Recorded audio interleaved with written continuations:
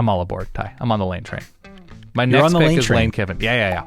I'm on the Lane train because I'm a believer in the current version of Lane Kiffin with recruiting, with offensive vision, with assistant hires, with on-field ability with those assistant hires, with quarterback development, with system, with identification of systems developing. Like, he's run different stuff at different places.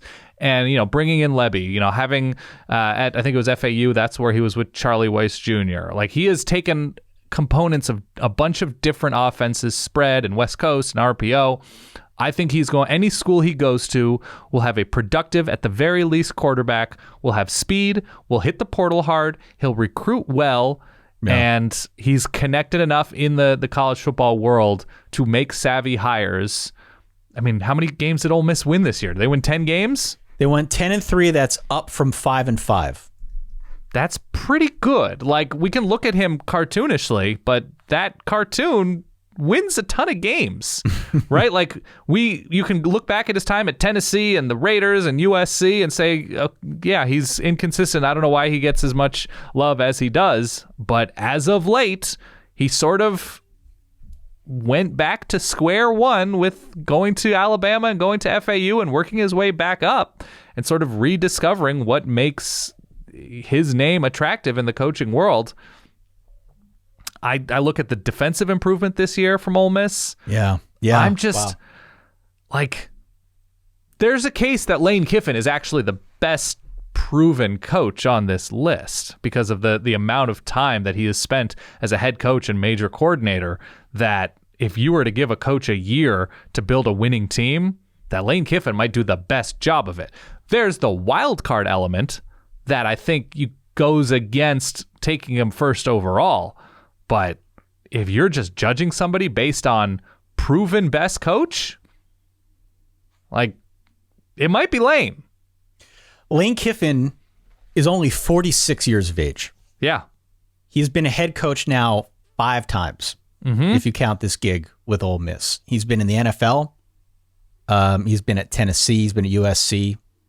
Like, this is a guy who's gotten around. This is a guy who clearly has a lot of coaching experience. And he's still a pretty young dude. I believe in redemption arcs. I believe that a lot of the baggage that has been with Lane Kiffin throughout the years, hopefully is the kind of thing that he's grown out of or can grow out of. I guess that would be the argument against him, right? That'd be the argument against him. Yeah. That, is this guy reliable? Because there have been moments where, you got him and he wants to jump elsewhere. Tennessee, right? Guy ends up going to USC. Can you trust him? Is he the kind of guy that you want to build your program around? Feels like a risk. Like, these are real things that I think follow Lane Kiffin wherever he goes. That being said, you're right. To improve Ole Miss's defense, like, everyone's going to focus on Matt Corral, and he's probably going to be a first-round pick, and the offense was very good. The defense was quietly the story for Ole Miss this year. It's quietly the story. Because couldn't stop the run a ton, but they improved. There's nuance, right? Again, there's nuance. But the fact that they improved to the extent that they did, and defensively was much more of a force than they had been in years past, that to me is kind of the hallmark of a guy who's starting to figure it out. He's starting to figure it out. And now, to the recruiting point, and especially now with the transfer portal, bringing over Zach Evans, right? Sure. To be the starting running back. Who knows if they end up getting a guy like a Jackson Dart, who could potentially be in play at Ole Miss. No, Arch Manning. They've hit the portal hard. Yep. Arch Manning, another big name, right? Like, all-world everything, quarterback recruit, could end up in Oxford as well. Legacy. Yep. So, like, there's just a lot going on there that if you're an Ole Miss fan, you have to feel very optimistic about where this program's headed under Lane. Baggage aside, the proof is there. This is a team that got a lot better. Matt Corral elevated his game, I think, to a different dimension. He's probably going to get picked in the first round. So these are all recruiting bits that Lane's going to use. He's also fabulous on social media.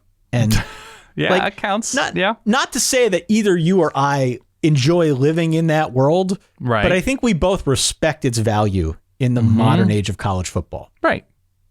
Yeah. And the fact that he's that good and that kind of with it, he's got his finger on the pulse of Twitter and whatnot. He's with it.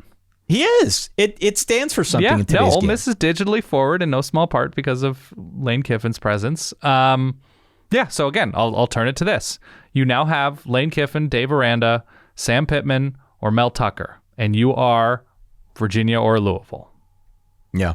And you are tasked with, let's say they'll all accept the $6 million or whatever you're offering, $6-7 million to be the new head coach, and your big stipulation is you only get paid if you win 9 games.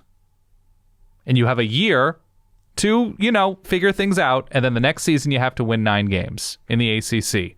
Right now, an average conference coaching an average team in Louisville. Scott Satterfield is like, oh, whatever. Are you still going Sam Pittman? Or, excuse me, are you still going Mel Tucker as your first choice with Dave Aranda off the board? Or would you go Aranda? Or would you go Lane Kiffin? Or would you go Sam? Which of these first 4, if that changes your mind at all? With the benefit of hindsight, the way I'm presenting this exercise. There is a very strong case to be made that if you are looking for the quickest lift possible, Lane Kiffin's your guy. Because despite the fact that Dave Aranda's done a bang-up job at Baylor and Mel Tucker's been rebuilding this thing in East Lansing and Sam Pittman has done, he's like walking on water in Fayetteville at this point. Mm-hmm. Lane is probably the strongest recruiter of all 3 of those guys. Lane brings a star power with him that the others don't have. They could get there. Right. But Lane's been around this game for so long, and I just think he's a different kind of cat when it comes to the recruiting game. Yeah. So I guess it depends what you're after. He does not come with... I said basically a year. So I'm not asking for a long-term solution here. Long term, yeah, you could make a really strong case for him.